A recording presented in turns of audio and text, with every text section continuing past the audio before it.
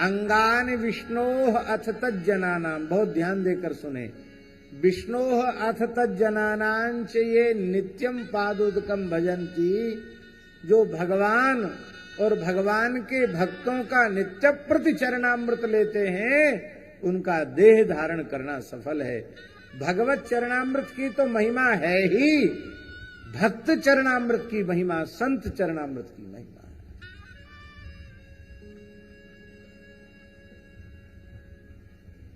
हमने तो इतने चमत्कार संत चरणामृत के देखे हैं कि हम वर्णन करने लग जाएं तो उसका कोई पारावार नहीं। इतने संत चरणामृत के चमत्कार देखे हैं।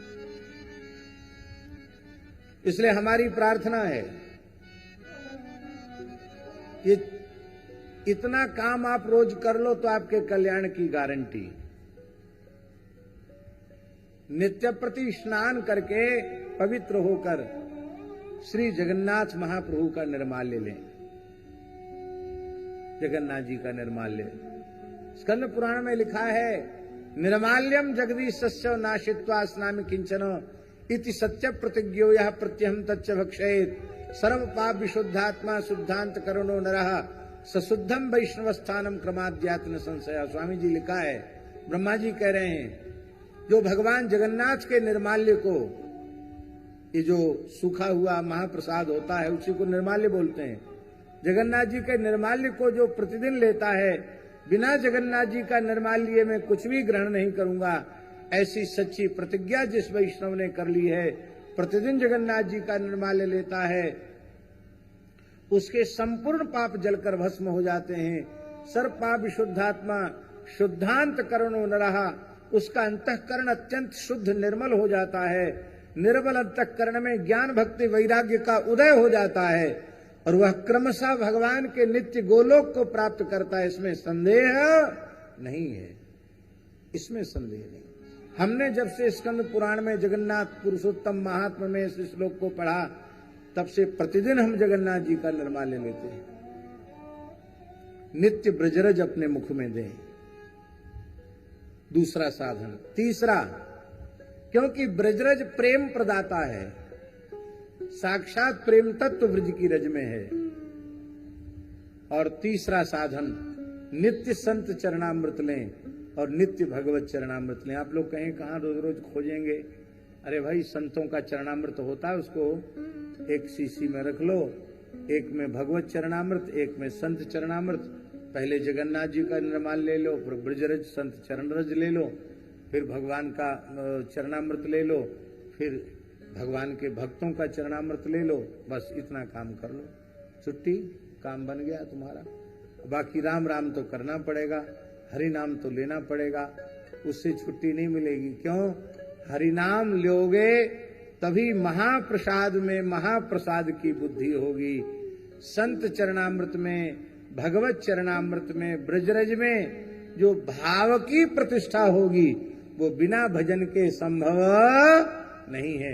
इसलिए भजन तो मूल है, वो तो करना ही है, लेकिन भजन करते हुए चार काम करोगे तो द्वारा संसार में लौटकर नहीं आना पड़ेगा। हम और कोई काम नहीं करते, भूल ना हो जाए इसके लिए तिलक स्वरूप भी पीछे लगाते हैं। पहले स्नान करके ये चार काम कर लेते हैं भजन के आसन पर बैठ के, इसके बाद सब काम पीछे, जिसमें भूल न हो। और जगन्नाथ जी स्वामी जी इतनी कृपा करते हैं, जब से निर्माल लेना आरंभ किया है, कि पहले तो महीना में एक बार आना शुरू हुआ जगन्नाथपुरी से जगन्नाथ जी का प्रसाद, फिर 15 दिन में आना शुरू हुआ, अब तो 7 दिन में 2-3 बार जगन्नाथ जी का कोई न कोई आके निर्माल्य प्रसाद दे जाता है। सप्ताह में 2-3 बार मिल जाता है। ये जगन्नाथ जी की बड़ी कृपा है। अभी जगन्नाथपुरी के वैष्णव आए, वो जगन्नाथ जी को ले आए। हमारी पोथी पर विराजमान है जगन्नाथ जी, और ये वही जगन्नाथ जी हैं जो नवकलेवर हुआ। उसी नवकलेवर का जो दारू ब्रह्म है, उसी के अंश से जगन्नाथ जी का प्राकट्य हुआ है। अब हम तो चाहते तो हमको कहां मिलते, लेकिन वे स्वयं ही आकर के दे गए और अब जगन्नाथ जी खूब सामने बैठकर कृपा कर रहे हैं।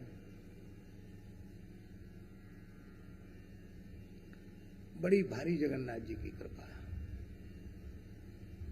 एक बार तो हम गिरिराज जी की तरहटी में जो बिनानी धर्मशाला है वहां बैठकर हवन कर रहे थे और बाबूजी से चर्चा कर रहे थे। इस बार महीना भर हो रहा है, 15 दिन हो रहा है, जगन्नाथ जी का प्रसाद नहीं आया है। तो ये चर्चा कर रहे थे, उसी समय पीछे की बाउंड्री, ऊंची बाउंड्री, उस पर तार फेंसिंग लगी हुई है, उसको कूद करके एक ब्रजवासी आया। तो हमने कहे भाई कैसे, रास्ते से आओ। बोले वहां चौकीदार भीतर घुसने नहीं देता है, ये दीवार फांद के आऊं बाबा। हमने कहा भाई हम तुमको तो डांट पड़ेगी, हमको भी डांट पड़ेगी कि बाबा जी चोरों वाले रास्ते से लोगों को बुला रहे हैं।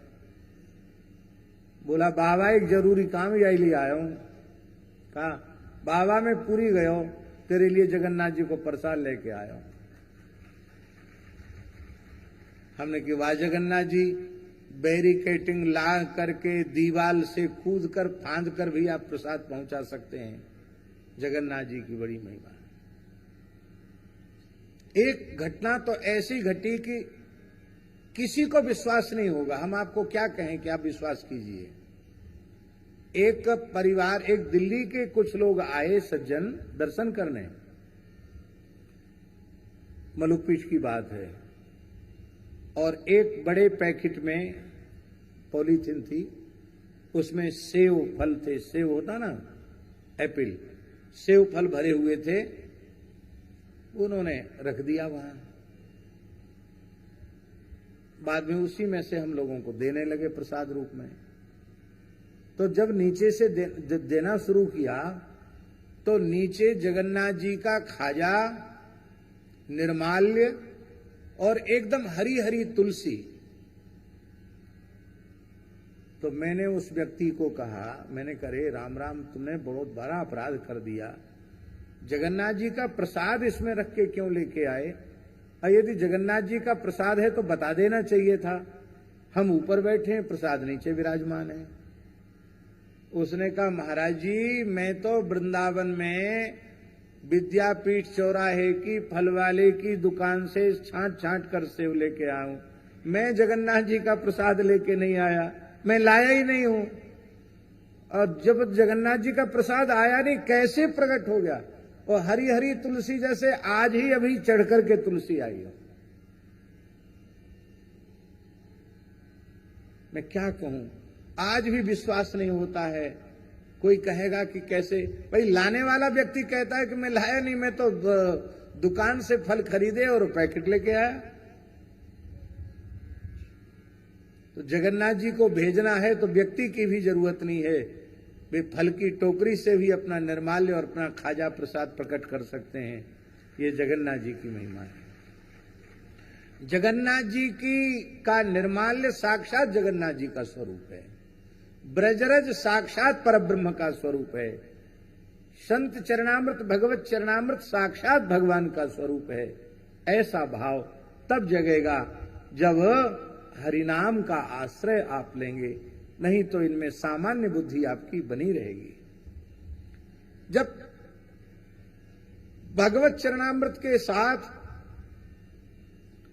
श्री परीक्षित जी ने संत चरणामृत की महिमा का वर्णन किया तो सुखदेव जी भाव विह्वल हो गए। महाराज जी लिखा है, सूत उवाच विष्णुरातेन संपृष्टो भगवान वादरायणी वासुदेवे भगवती निमग्न हृदयो ब्रवीत।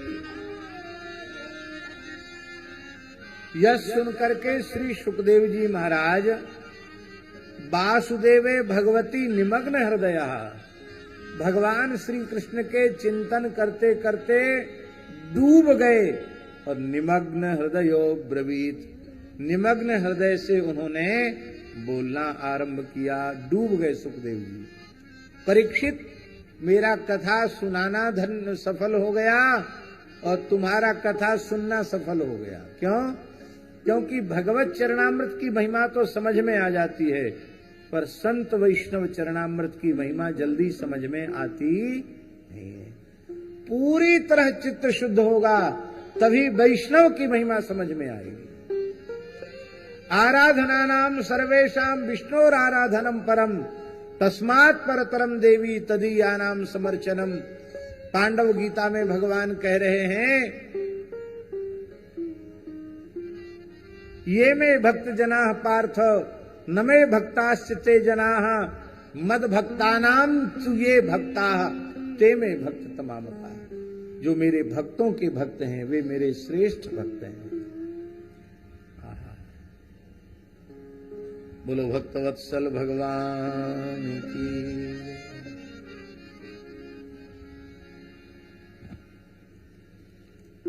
आहा। फिर सुदामा जी का चरित्र सुना है। इस सुदामा जी का चरित्र क्या है? इस सुदामा जी का चरित्र वैष्णव चरणामृत महात्म्य का चरित्र है। परीक्षित से कहा सुखदेव जी ने कि हे राजन, आपने बिल्कुल ठीक कहा, देह धारण करना तब सफल है जब भगवत चरणामृत संत चरणामृत नित्य ले। भगवान भी अवतार लेकर भक्त का चरणामृत लेते हैं। भगवान लेते हैं? बोले हाँ। प्रमाण क्या है? सुदामा जी का चरित्र प्रमाण है। सुदामा जी के चरित्र की सबसे बड़ी विशेषता क्या है? पहले तो सुदामा जी को दरिद्र नहीं मानना चाहिए। सुदामा जी दरिद्र नहीं है, क्योंकि भागवत के 11वें स्कंद की परिभाषा के अनुसार उद्धव जी ने भगवान से पूछा, को दरिद्र, दरिद्र कौन है? तो भगवान ने कहा, दरिद्रो यस्त्वसंतुष्ट, जो असंतोषी है वो दरिद्र है, जो संतोषी है वो दरिद्र नहीं है। श्री सुदामा जी संतोषी ब्राह्मण है, वो दरिद्र ब्राह्मण नहीं है। आपके पास अरब खरब पैसा रुपया है, फिर भी आपको संतोष नहीं है, तो आपसे बड़ा दरिद्र कोई नहीं है। और आपके पास कुछ नहीं है पर आपको संतोष है, तो आपसे बड़ा कोई अमीर नहीं। इसलिए कहे, अजधन गजधन बाजधन और रतन धन खान, जब आवे संतोष धन सब धन धूरी समान। जब संतोष का धन आ जाता है तो सारे धन धूल के समान हो जाते हैं। चाह गई चिंता मिटी मनुआ बेपरवाह, जिनको कछु नहीं चाहिए बेई साहंसाह। वो साहंसाह है, उनसे बड़ा कोई अमीर नहीं है। सुदामा जी को दरिद्र नहीं कहा। सुदामा जी कैसे हैं? वो कृष्ण स्यासीत सखा कश्चित, देश से विरक्त हैं, किंतु इंद्रियार्थों से अब तक विरक्त नहीं हो पाए। पर धन्य है श्री सुदामा जी महाराज, बारंबार उनके चरण रज में प्रणाम है, जो गृहस्थ होते हुए भी इंद्रियार्थ से सर्वथा विरक्त थे। रूप रसगंध शब्द स्पर्श के भोगों से उनके मन की वृत्ति हटी हुई थी। विरक्त इंद्रियार्थेषु प्रशांतात्मा। बहुत ऊंची बात है स्वामी जी। भगवान शांतात्मा हैं और भगवान के भक्त प्रशांत आत्मा हैं। हम लोग बोलते हैं नारायण भगवान का श्लोक, क्या बोलते हैं अयंगार जी? शांताकारं भुजगशयनं पद्मनाभं सुरेशं विश्वाधारं गगन सदृशं मेघवर्णं शुभांगं लक्ष्मीकान्तं कमलनयनं योगभिर्ध्यानगम्यं वंदे विष्णुं भवभयहरं सर्वलोकैकनाथं। सबसे पहले शब्द शांताकारं।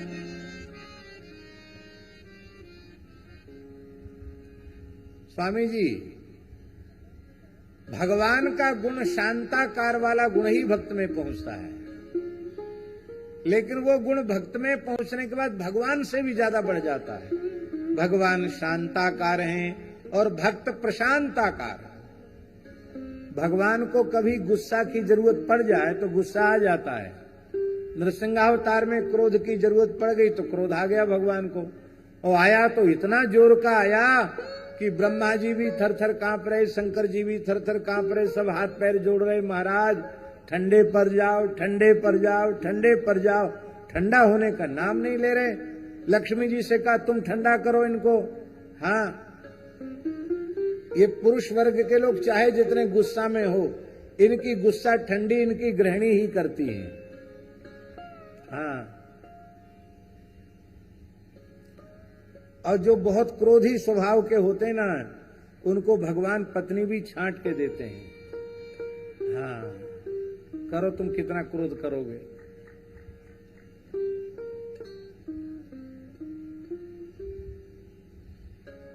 तुम एक सुनाओगे वो एक की 100 सुनाएगी, तुम 100 सुनाओगे वो 1000 सुनाएगी।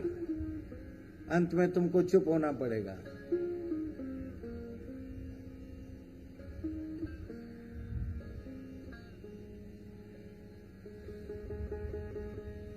लक्ष्मी जी बोले अभी ठंडा करती हूं, लेकिन साक्षात श्री प्रेषिता देवेरी सानो पापे आये संकिता। लक्ष्मी जी जैसी पास गई, नरसिंह भगवान एक गर्जना की, भगी लक्ष्मी जी। बोले ये मेरे पति हैं, इसमें संदेह नहीं है, लेकिन इतना उग्र रूप इनका हो सकता है मेरी कल्पना के बाहर है। तब कौन ठंडा करेगा? बोले शांत, शांत यदि क्रुद्ध हो गया तो उसे प्रशांत ठंडा करेगा। प्रशांत कौन है? प्रशांत प्रहलाद जी हैं। प्रहलाद जी ने जैसे ही प्रणाम किया, भगवान नरसिंह का क्रोध शांत हो गया।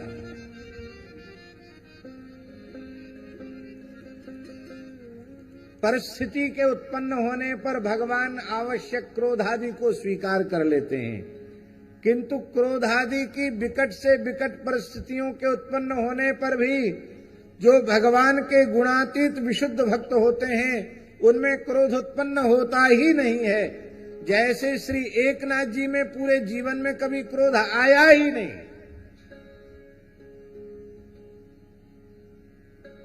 कभी क्रोध नहीं आया।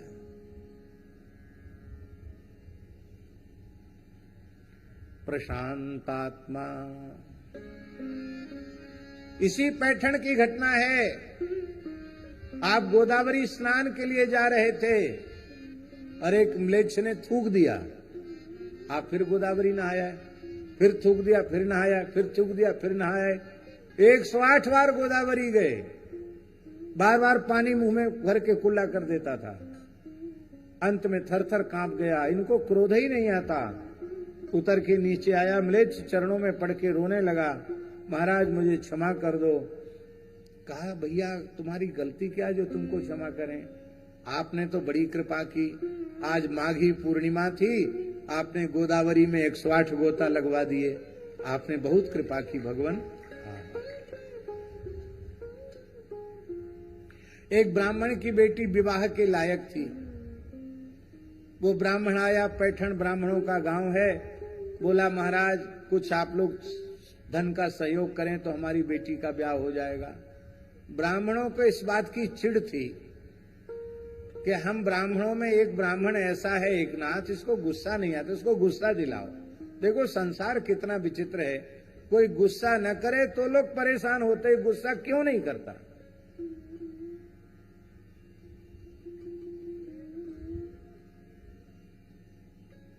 बोले एकनाथ जी को गुस्सा दिलवा दो, फिर हम व्यवस्था करेंगे आपकी बेटी के ब्याह की।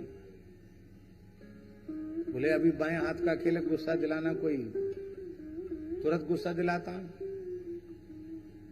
एकनाथ जी अपने ठाकुर जी की सेवा कर रहे थे। क्या नाम है उनके ठाकुर जी का? कौन? श्री विजय पांडुरंग। बोलो श्री विजय पांडुरंग भगवान की जय। अपने विजय पांडुरंग की सेवा कर रहे थे। कितनी अपरस की सेवा, पवित्रता की सेवा।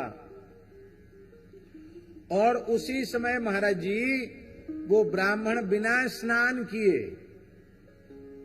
जूता पहने हुए मंदिर के गर्भगृह में चला गया। फिर भी एकनाथ जी को गुस्सा नहीं आया। वो उनके ऊपर ऐसे उनका स्पर्श कर लिया।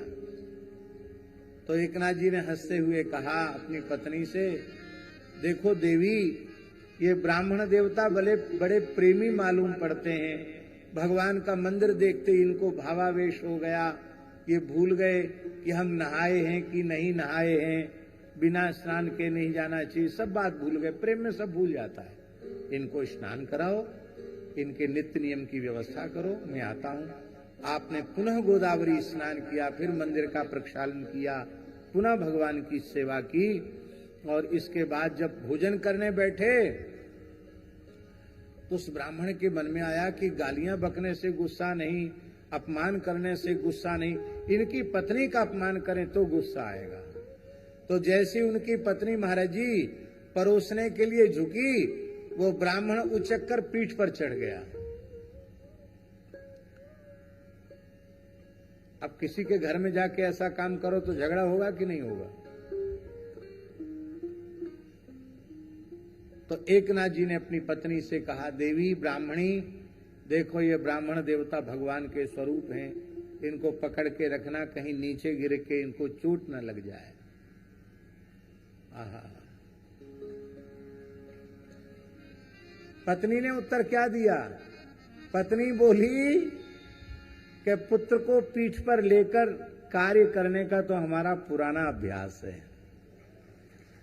मेरे जैसे व्यक्ति को इन्होंने पुत्र मान लिया। ब्राह्मण रोने लग गया, बोले महाराज क्षमा करो, हम सवेरे से आप दोनों को क्रोध दिला रहे हैं, पर आप कैसे विचित्र मिट्टी से बने हैं, आपको क्रोध ही नहीं आता है। हम तो इसलिए कि ब्राह्मणों ने कहा था कि क्रोध दिला दो तो पुत्री का विवाह कर देंगे। तब आपने कहा हमारे विजय पांडुरंग विवाह करेंगे, और अपनी ओर से उस गरीब ब्राह्मण की पुत्री का संपूर्ण विवाह किया एकनाथ जी ने। प्रशांतात्मा जितेन्द्रियः, प्रशांतात्मा जितेन्द्रियः।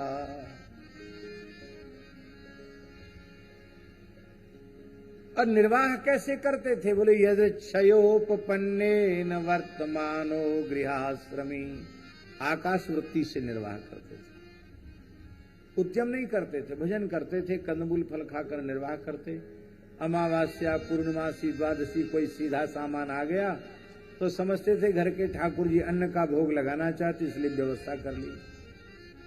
ऐसे विरक्त महात्मा अपनी पत्नी के आग्रह से 4 मुट्ठी चिवड़ा लेकर के द्वारिका गए, और द्वारकाधीश जी के कान में जैसे ही शब्द पड़ा, मेरा मित्र सुदामा आया है, दौड़े द्वारिकाधीश भगवान, और इधर सुदामा जी दौड़े। परस्पर दोनों मित्र मिलकर एकाकार हो गए, और महाराज अब अलग न हो, इतने प्रेम से एक आलिंगन की मुद्रा में हो गए कि एक दूसरे से पृथक ही नहीं होना चाहते। भगवान ने अपने प्रेमाश्रुओं से सुदामा जी की पीठ का अभिषेक कर दिया, सुदामा जी ने अपने नेत्रों के प्रेम जल से श्री कृष्ण का अभिषेक कर दिया। अलग अलग कैसे हुए? भक्तमाल के टीकाकार प्रियादास जी ने लिखा है, मिलन छुटाई सुधि आई दुबराई तन। दोनों ने दोनों के सुख का विचार किया। भगवान द्वारकाधीश के मन में तो आया कि हम तो बहुत मोटे तगड़े माखन मिश्री खाए पिए, बचपन में जिसकी खुराक बढ़िया होती है वो जीवन भर बढ़िया मजबूत रहता है। हमारे ठाकुर जी की बचपन की खुराक बहुत अच्छी रही। मैया तो लाड़ प्यार से जिमाती थी, और सखाओं के साथ गोपियों के घरों में ही दूध दही माखन मिश्री लूट लूट कर ठाकुर जी ने खाया। और महाराज कोई कोई ब्याह के बाद ऐसे हो जाते हैं दुबले पतले, कोई कोई ब्याह के बाद थोड़े संभर भी जाते हैं। दुबले पतले हमें अनुभव नहीं है, लेकिन अनुमान है हमारा, वो दुबले पतले होंगे जिनकी घरवाली दिन में उठते ही 100 गाली देती होगी, वो दुबले पतले हो जाते हैं। और तगड़े वो हो जाते जो खूब लाड़ प्यार से घरवाली जिमाती है, मनुहार कर करके कुछ खिलाती है, वो तगड़े हो जाते हैं। तो भगवान श्री कृष्ण की तो 1-2 तो है नहीं, 16,108 सब प्रेम से जिमाती हैं। तो ठाकुर जी हमारे कोई कमजोर हैं? एकदम मलूक हैं, पृष्ठ पुष्ट हैं ठाकुर जी। ठाकुर जी ने विचार किया, मैं अधिक प्रेम के कारण कसकर के आलिंगन कर रहा हूं, और ये ब्राह्मण तपस्वी है, इसके शरीर में केवल हड्डी हड्डी है, कहीं कोई फ्रैक्चर न हो जाए, कोई हड्डी न चरमरा जाए, हैं तो हमारा आलिंगन महंगा पड़ जाए। ये तो इस भगवान के मन में आया, उस सुदामा जी के मन में आया, भगवान का श्रीअंग कितना सुकोमल है, और मेरे शरीर में हड्डी ही हड्डी है, ये हड्डियां भगवान के श्रीअंग में चुभ रही होंगी। भगवान के सुख का विचार, प्रेम यही है जिसमें अपने सुख का विचार न हो, अपने प्रेमास्पद के सुख का विचार हो। भगवान भक्त के सुख का विचार करते हैं और भक्त भगवान के सुख का विचार करता है, इसी को निष्काम प्रेम कहा गया। यहां बहुत लोगों का आग्रह था, यहां जाओ वहां जाओ वहां जाओ। आप विचार करो, रात्रि को सोने में भी थोड़ा विलंब होता है, और हम सवेरे जल्दी उठने का अभ्यास है, जल्दी उठते हैं। 10 बजे तक नित्य नियम संपन्न करके तब फिर कुछ प्रसाद लेके, समय नहीं रहता है तो बाल भोग राजभोग सब एक साथ कर लेते हैं। प्राय ऐसा ही होता है, बाल भोग राजभोग एक साथ ही होता है। फिर लोगों से मिलने में समय चला गया। अब 2-2:30 बजे विश्राम में गए, फिर स्नान करके 3 साढ़े 3 बजे फिर कथा में आओ। फिर 4 घंटे बोलने के बाद फिर ठाकुर जी की धूप बत्ती दिया बत्ती करनी है, और फिर लोगों के घर में चले जाओ तो फिर क्या होगा। हम तो फिर भी किसी को मना नहीं करते, पर स्वामी जी ने हमारे शरीर के सुख का विचार किया और एकदम कठोरता से कहा, नहीं कहीं नहीं जाएंगे। और हमसे कोई ज्यादा हट करता था, हम बोले शुद्धानंद जी से पूछ लो शुद्धानंद जी से पूछ लो। अब स्वामी जी को हमेशा रहना पड़ेगा साथ में, तब तो हम ज्यादा समय तक कम से कम भगवान की चर्चा कर पाएंगे, नहीं तो लोग तो बहुत जल्दी ले डूबेंगे। बोलो वृंदावन बिहारी लाल की जय।